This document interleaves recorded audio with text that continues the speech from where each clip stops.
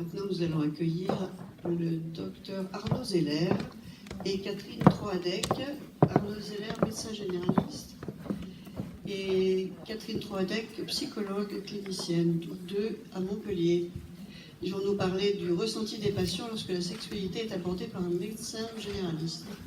Une étude qualitative sur 96 patients adultes du Languedoc-Roussillon, en France.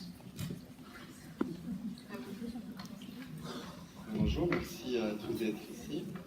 Donc effectivement, je suis généraliste et Catherine, psychologue de Béziers, mais en plus, nous avons un cabinet de sexologie à Montpellier où on reçoit les patients en cothérapie. Donc nous allons vous présenter aujourd'hui cette étude que nous avons réalisée en 2015 dans le cadre de ma thèse de médecine générale. Et nous avons eu l'honneur d'être publiés dans le numéro de la revue Sexologie qui vous a été distribué dans votre Welcome Pack. Ça, c'est bien. Alors, nous avons vu tout au long de cette journée à quel point les femmes peuvent souffrir lorsqu'elles présentent une difficulté d'ordre sexuel. Vous vous doutez bien que les hommes ne sont pas épargnés par ces difficultés. Mais on sait également, comme l'a rappelé les docteurs Rossin et le docteur Guirier tout à l'heure, que les patients, quand ils rencontrent une difficulté d'ordre sexuel, n'osent pas en parler à leur médecin. Et quand ils décident enfin à consulter, c'est en général que le cumul de plusieurs difficultés ou la répétition des difficultés entraîne un retentissement déjà important sur leur qualité de vie. On a vu aussi avec l'intervention d'Alain Giamy tout à l'heure que les professionnels de santé n'osent pas aborder les questions de sexualité en consultation par peur d'être intrusifs, alors qu'ils savent quand même que certains médicaments qu'ils prescrivent ou que certaines pathologies peuvent avoir un retentissement négatif sur la sexualité de leurs patients. Donc la plupart des médecins se retrouvent souvent face à un dilemme, parce que d'une part, ils savent qu'un patient qui présente des difficultés d'ordre sexuel osera rarement en parler spontanément, mais d'autre part, ils se retrouvent confrontés à leurs propres limites et à la crainte de heurter le patient en lui posant une question taboue. C'est pourquoi la question principale de notre étude était la suivante. Est-ce que les patients seraient réellement gênés qu'un médecin aborde la question de la sexualité en consultation? Et si oui, la proportion des patients réellement gênés serait-elle si importante qu'elle justifierait que les médecins ne l'envisagent pas? Ou pas de manière systématique en tout cas. Alors pour répondre à cette question, nous avons réalisé une enquête qualitative par des entretiens semi-directifs sur 96 patients que donc j'avais interrogés en conditions réelles lors de consultations de médecine générale. Donc entre mai et octobre 2015, lors de remplacements de médecine générale dans plusieurs cabinets, j'avais sélectionné aléatoirement 96 patients qui étaient venus me voir pour des motifs divers. Et durant l'interrogatoire, je leur demandais « et sinon, comment va la sexualité ?» Ensuite, à la fin de la consultation, je reprenais individuellement avec chaque patient ce moment particulier de l'interrogatoire en lui demandant ce qu'il avait pensé de cette question, et notamment s'il l'avait trouvée intrusive, s'il avait été surpris, s'il pensait que ça faisait partie ou non du travail du médecin traitant de s'intéresser à la sexualité de ses patients. Alors, les résultats de cette enquête permettent de montrer trois choses. Premièrement, que les patients sont en grande majorité favorables à ce que leur médecin aborde de manière systématique la question de la sexualité en consultation. Deuxièmement, qu'ils ne ressentent pas de gêne lorsqu'un médecin aborde cette question. Et troisièmement, que certains patients peuvent être surpris par cette question, mais qu'ils arrivent à dépasser leur surprise en lui donnant un sens rationnel. Alors, les caractéristiques de l'échantillon. Donc, 96 patients entre 18 et 86 ans ont été inclus dans l'étude. Et les caractéristiques de l'échantillon étaient comparables à la patientèle des médecins généralistes français en termes de sexe, d'âge et de motifs de consultation. Alors, par rapport à l'avis des patients interrogés sur le dépistage sexologique systématique, il y avait 50% des patients interrogés qui disaient que le médecin généraliste devrait avoir cette démarche, donc de poser de manière systématique la question de la sexualité. 31% des patients souhaitaient que le médecin pose la question en fonction du terrain particulier du patient ou s'il y a une relation de confiance avec le médecin. Et vous avez que ça fait 81% du coup des patients au final qui souhaitaient que leur médecin intègre à sa consultation les questions autour de la sexualité. Il y en avait 13% qui estimaient au contraire que c'était au patient lui-même d'aborder ses difficultés et 6% qui ne se sont pas prononcés. vais laisser Catherine parler du ressenti. Donc mon intervention en tant que psychologue, elle s'est faite au moment de l'analyse conjointe des résultats, donc suite à l'écoute des enregistrements des impressions du patient recueillies en fin de consultation. Donc la majorité des patients n'ont pas ressenti de gêne particulière lorsque la sexualité était abordée par le médecin. Donc il y a 61% des patients qui ont eu un ressenti neutre, estimant que c'était un sujet comme un autre et qu'ils trouvaient cela adapté que cette question soit posée par le médecin.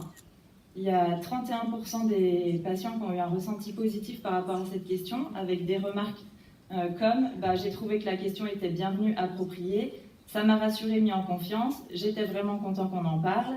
Et il y a certains patients qui ont même dit « j'aurais aimé qu'on me pose la question plus tôt ». Il y a 7% des patients qui ont par contre eu un ressenti négatif au moment où la question de la sexualité était posée, donc des patients qui se sont sentis mal à l'aise et qui ont trouvé la question inappropriée. On a remarqué que lorsque la question de la sexualité elle est posée au patient, mais que le motif de sa venue était d'un tout autre ordre qu'une difficulté sexuelle, et ce dernier, dans un premier temps, était surpris.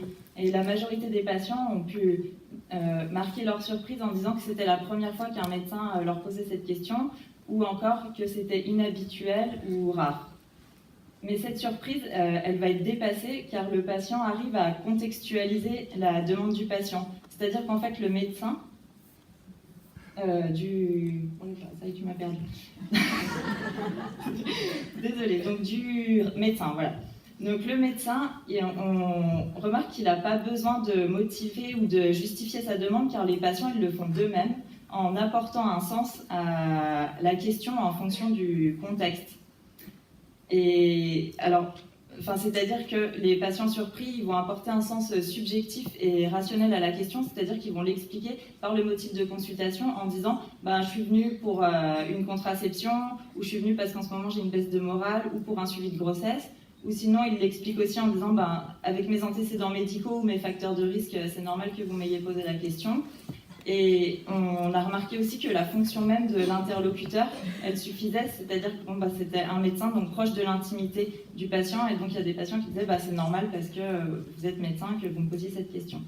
Donc même lorsqu'il n'y a pas de raison médicale à ce que cette question soit posée, ils s'en remettent à la relation de confiance patient-médecin pour légitimer cette question et envisager du coup qu'elle n'est pas posée par curiosité, mais plutôt dans le cadre du bilan médical. Donc cette étude, elle montre qu'il existe potentiellement un grand décalage entre les craintes des médecins et les attentes des patients. Donc il y a plusieurs arguments qui sont invoqués par les médecins pour ne pas aborder la question de la sexualité. Donc le premier, c'est la crainte d'embarrasser le patient. Mais on a vu à travers cette étude que la majorité d'entre eux n'étaient finalement pas gênés. Le manque de connaissances sur le sujet aussi, et le manque de temps durant la consultation. Mais ça, c'est vrai que certains médecins ont peur du coup d'ouvrir la boîte de Pandore en cause de cette question-là, mais il y a d'autres solutions, c'est-à-dire qu'on peut différer la demande du patient en reprogrammant une nouvelle consultation, en lui disant qu'on parlera de ces questions-là spécifiques dans une autre consultation. Et la crainte d'être intrusif pour les médecins, elle est probablement liée à des représentations erronées des attentes des patients et à des projections sur le patient de leurs propres craintes. Alors en conclusion, c'est important du coup de pouvoir sortir des préjugés et de pouvoir encourager la démarche proactive des soignants, car finalement les patients ne ressentent pas la question de l'intimité sexuelle comme intrusive. Toutefois, il y a 7% des patients qui ont réagi de façon négative. Donc effectivement, la question de l'intimité, c'est un domaine qui nécessite un cadre et un contexte approprié, qui mêle bienveillance, confiance et empathie. Mais quand ce cadre, quand tous ces éléments sont réunis, ils arrivent à surmonter leur surprise, du coup, en donnant un sens à la question, que ce soit un sens médical ou contextuel au motif de leur consultation. Aborder ce sujet avec les patients peut renforcer le lien patient-soignant en permettant à la consultation d'explorer le terrain de l'intimité. La santé sexuelle, elle fait partie intégrante de la prise en charge globale du patient, donc tous les professionnels de santé ont leur rôle à jouer afin de permettre l'ouverture d'un espace de parole sur ce sujet. Et en conclusion, on peut largement extrapoler cette étude à l'ensemble des soignants, qu'ils soient gynécologues, urologues, sages-femmes ou psychologues, parce que ce qui compte le plus finalement, c'est le positionnement du soignant, son écoute attentive et empathique pour permettre aux patients de s'exprimer librement sur les questions qui sont liées à son intimité. Merci. J'aurais aimé savoir si vous avez creusé un petit peu plus les raisons pour lesquelles les 7% trouvaient ça intrusif.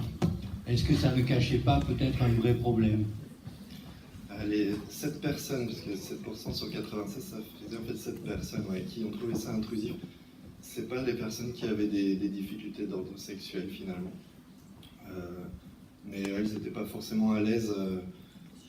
Je me souviens d'une jeune fille. Moi, j'étais pas particulièrement à l'aise quand je lui ai posé la question. C'était vraiment parce que j'avais mon étude à faire. C'est normal qu'elle n'ait pas été à l'aise. Et après, ces personnes qui disaient qu'elles avaient trouvé que c'était inadapté de poser cette question, c'est pas elles qui disaient non, il faut pas que le médecin pose la question. En général, il y en a beaucoup, enfin il y en a 6 je crois, qui ont dit non mais c'est bien que le médecin pose la question quand même. Et finalement, j'ai été surpris par le peu de personnes qui... je m'attendais pas à ce qu'il y en ait si peu qui soient dérangés, qui soient gênés. Donc du coup, forcément, j'ai pas pu en conclure grand-chose.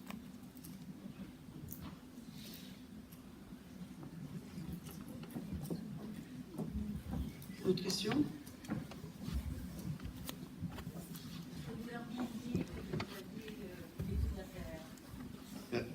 Alors, pendant la consultation, je menais ma consultation normalement. Mais c'est à la fin de la consultation que je disais, au fait, j'ai une oui. À la fin, je dis, je fais une étude et j'aimerais savoir, dans le cadre de ma thèse, ce que vous avez pensé de la question que je vous ai posée tout à l'heure, un peu particulière. Mais tu soulignes qu'à un certain moment, tu n'étais pas à l'aise quand tu as posé la question, par exemple, à une jeune fille. Est-ce que, au fond, ça ne va pas dans le sens où peut-être dans d'autres cas aussi, tu as bien sûr posé la question, mais tu n'as peut-être pas amené ça de manière aussi naturelle parce que tu n'étais pas à l'aise aussi et que ça a pu influencer sur la contre-attitude. Et donc de travailler toutes ces contre-attitudes, ça fait que finalement, on voit les choses qui sont en soi et qui font qu'on peut poser ou pas la question. Et je crois que c'est ce que montre un petit peu ton entretien, peut-être. C'est une hypothèse. Qu'est-ce que tu en penses? Oui, c'est vrai, on est d'accord avec ça, parce qu'on a remarqué que par rapport aux études où ils demandaient aux patients, si jamais votre médecin vous posait la question, qu'est-ce que vous en penseriez? Il n'y en avait pas 93%, qui disaient ah oui, ce serait bien. Mais là, le fait que je leur ai posé d'abord la question, et qu'ensuite je leur ai dit qu'est-ce que vous en avez pensé, ils ont pu voir vraiment ce qu'ils en avaient pensé, et c'était au-delà des préjugés, et de ce qu'ils pensaient et pensaient. C'est vrai, ça a dû les débloquer. C'est vrai qu'on s'est beaucoup posé la question, puis moi en tant que psychologue aussi, justement des enjeux transférentiels et des contre-attitudes. Dans la suite, quand ils demandaient qu'est-ce que vous avez ressenti de cette question, on s'est beaucoup posé la question, mais qu'est-ce que le transfert aussi va venir jouer dans les réponses que tu vas avoir des patients à ce moment-là. On s'est vraiment interrogé là-dessus. Voilà. Quels pouvaient être les biais. C'est tous ces questionnements qui sont formateurs. En tout cas, je vous remercie d'avoir ressouligné cet aspect-là qu'on néglige trop souvent, parce que c'est vrai qu'on dit il faut poser la question, les patients attendent, mais les patients attendent. Si on ne sait pas les poser, les questions, ils peuvent toujours attendre et on ne sait pas ce qu'ils attendent. C'est ce type d'études qui sont des enquêtes très standardisées, qui apportent des éléments, mais qui au fond ne nous apportent rien sur notre pratique réelle. Et ça se travaille, la pratique réelle. Et c'est vrai que le public ici à Sexogin n'est pas forcément le premier public pour cette étude, mais je suis super content on est super content d'avoir pu le présenter, puis vous repartiez tous avec la revue où il y a notre article, parce que vous pourrez, mais voilà, n'hésitez pas à le montrer aux généralistes avec qui vous travaillez, qui ne veulent pas entendre parler de ça, aux gynécologues avec qui vous travaillez, qui ne veulent pas entendre parler de ça, parce qu'ils ont peur, voilà, d'être intrusifs. Et finalement, moi, en tant qu'étudiant, j'ai pas été intrusif. Très bien, merci beaucoup.